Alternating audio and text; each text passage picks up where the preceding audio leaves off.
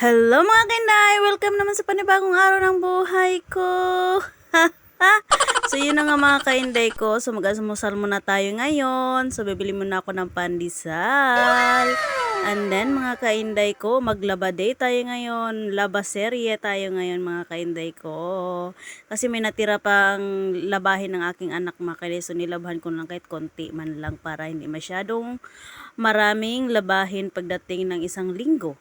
So, yan na nga mga kainday ko, babanlawan ko na yan. Pero, dalawang salang lang yan siya mga kainday. So, ayan, sinasampay ko na kasi natapos ko na. So, sasampay ko na siya mga kainday ko. Yan yung anak ko talaga mga kainday. Tulungin talaga yan na bata.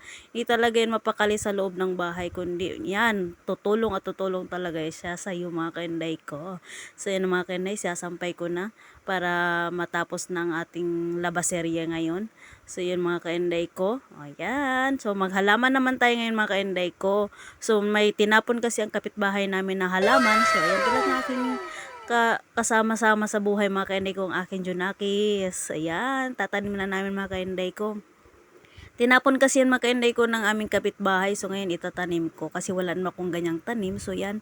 Itatanim ko. So, yun. Magplantita muna tayo ngayon mga kainday ko. Ayan ang aking mga anak na masipag mga kainday ko. Hindi talaga yan magpaawat sa kanyang mga gawain mga kainday ko. Gusto ko anong gawain mo, yun din ang susundog niya, susundugin. Bisaya na mga kainday ko. So, yun mga kainday ko, ladies area na naman tayo mga kainday ko sa ating kusina. Kasi napakadugyot na talaga mga kainday ko. Ang dami na talaga mga ipis-ipis mga kainday. So, ayun mga kainday ko, linisan muna natin, lagyan muna natin yan ng Sundox mga kainday ko para matanggal yung mga germs. So, hindi naman siya 100% na matanggal. So, at least matanggal man lang yung mga, so yan, magluluto muna tayo. So, tikman muna natin. Ayan ang mga kainday ko. So, ibinalik ko na siya mga kainday ko kasi natapos ko nang pinatuyo ko na rin yun at pinunasan ko na. Hindi na ako nakapaghintay na matuyo.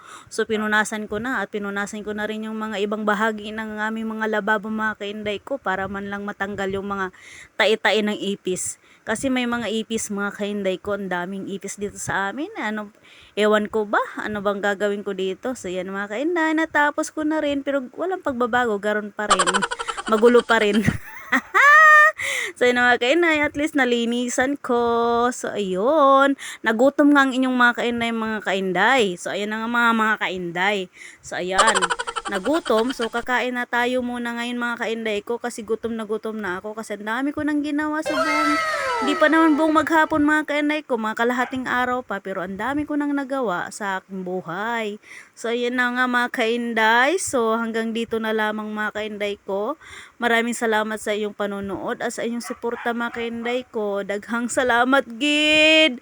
Salamat sa iyong pagpalo at like mga kainday. And i-share nyo na rin kung makaabot kayo sa ganitong video ko mga kainday ko. Maraming salamat. Mama. Chup chup. Bye. God bless you all. Bukas ulit ha.